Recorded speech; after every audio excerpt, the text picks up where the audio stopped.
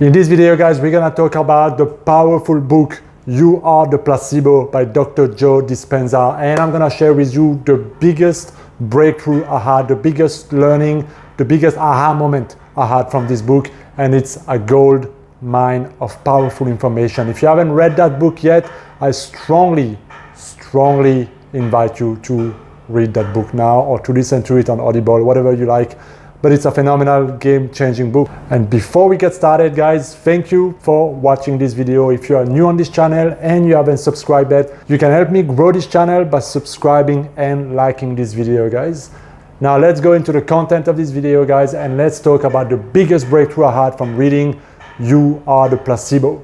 And as I was reflecting on everything I've learned through that book, it's hard to just find like a big summary or a small summary, a concise summary, because there's just so much amazing information. It's one of my favorite books, and I really had to go through it 2 or 3 times to truly understand the depth of everything that is there in that book.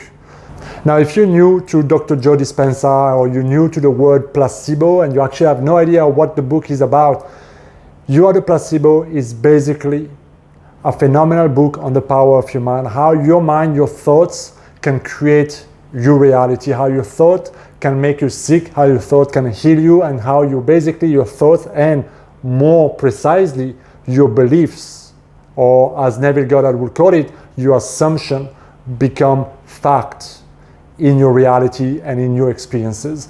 Placebo is a medical word that is used to describe the benefits of something, usually like somebody getting better, a condition improving or just healing in a certain way by taking a placebo. So in an example of that would be, I give you a pill, a fake pill, but you think it's real, you think it's powerful, you think that that pill will help you. And so you take that fake pill unknowingly, and by the power of expectation, by the power of belief that you have in that pill, your body responds as if what you took was medicine, and your body starts to heal and you get positive reward from that. That's in a nutshell what a placebo is. There is also, and it's important to note, that this power can also be used in a nocebo effect, which is the negative impact of our belief, not only in our health, but also in any other area of our life. Because you can be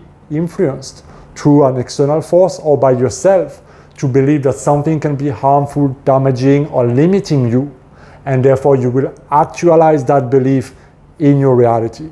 All right, so that out of itself is already a big aha moment, right? But what I like really deeply about this book is that there's a lot of research in that book, okay? And I guess a lot of work have been put in that book, because if you have a logical mind like me and you want to know facts and you like to know about the research that have been done about all those things, this book will provide you with tremendous amount of very fascinating stories that truly demonstrate by peer-reviewed studies that this is actually true, it's scientific, and it's been proven. So there's no doubt. It's not like a woo-woo, new age kind of thing. So for you, logically, it's going to be very clear that we know this without a doubt, that this works, and that this is always influencing us. It's not just something that is on and off, but we are always being influenced by beliefs, whether we watch it on TV, on this YouTube channel, on a book, on a podcast, by a friend. We are always receiving information, and this is where my insight starts to come in. Of what I've learned through the book is that as we receive tremendous amount of insight, information, and our own thoughts, right? We make assumptions, we make beliefs, we make thoughts about a certain thing, and we start to expect something. And that is already something that we start to believe, right? When you start to believe an idea, whether you think that the economy is imminently going to be in recession, and that you have to be very careful, and that times are bad and things like that, you are expecting a negative outcome to come. And so what this is going to do is that it's going to influence not only your decision, your state, but what you do with your money, and maybe even gonna lead you into fearful mode or scarcity mode of operating, which can have a lot of limitation. So the first thing to realize is that we are constantly being influenced, whether we like it or not. And so we have to be very aware of what we feed our mind with and what we choose to accept as being true for us. And the best way for me, in my personal opinion, here is to choose only to believe and accept things that are empowering for you, or things that can lead to positive outcomes for yourself and for the people around you. And to refuse and to really be critical of everything that is limiting you, holding you back, setting yourself up for failure, for stress, for anxiety, for worry, or that just makes you feel like a victim. And that's very important, because if we are not standing guard in the door of our mind, and we just absorb whatever the world tells us, the thing is that most of it is usually negative, limiting, disempowering, and plain judgment, gossip, things that are not needed for us. So as we start to let our perception of ourselves and the world be changed, be altered, be shaped in a certain way by the media, by the advertisement, by the marketing, by our friends, by our environment, by all those forces around us that shapes us, that try to shape us to fit into what they want from us, we become like this because we live what we believe. And so if this is a negative path, we become influenced by a nocebo effect, and we start to act in a certain way. So the book talks a lot about how people heal in amazing ways, right? Through simply the power of expectation, the power of believing that they're gonna get well, or the outcome of certain things, like giving them a pill or fake surgery. And one of the stories I like the most is the fake knee surgery, right? What they did is basically the two groups of people who needed knee surgery for whatever symptoms they were having. And so for the first group, they did the normal process and the normal re-education.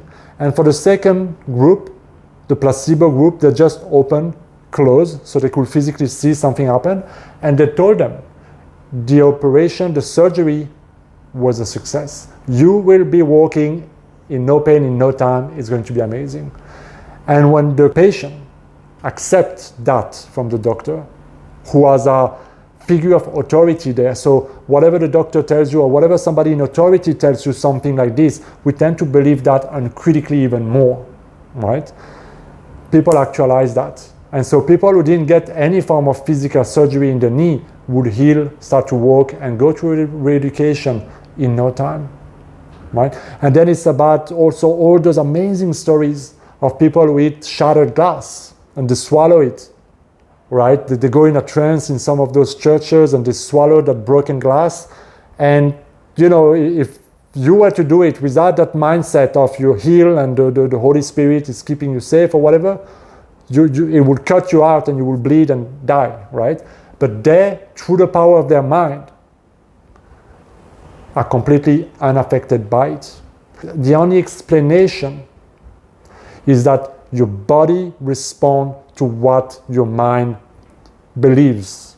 And it's not like I half believe it and I'm like, I'm not convinced, because that is a weak belief. And so if you allow doubt in your mind, you will also affect the quality of your belief, but also how your body will respond equally to the doubt and equally to the belief. And so it cannot cancel itself out.